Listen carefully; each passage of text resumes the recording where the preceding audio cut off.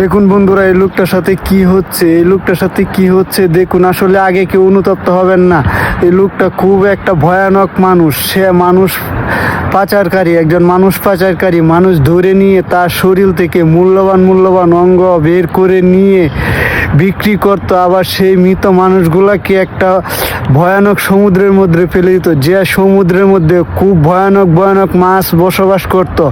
তারপর তাকে পুলিশ ধরে নিয়ে সে ডাক্তারদের হাতে তুলে দেয় আর বলে দেয়, তাকে আপনাদের ল্যাবে নিয়ে এমন একটা শাস্তি দিন, যে শাস্তি তার কর্মফলের সাথে মিলে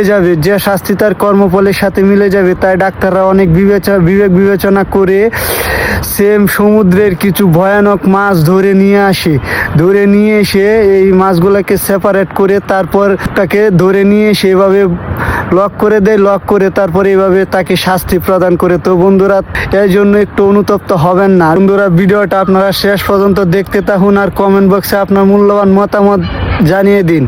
পাচারকারীকে দেয়া শাস্তি আপনার কেমন লেগেছে? আর ভিডিওটা একটা শেয়ার করে দিবেন ভিডিওটা।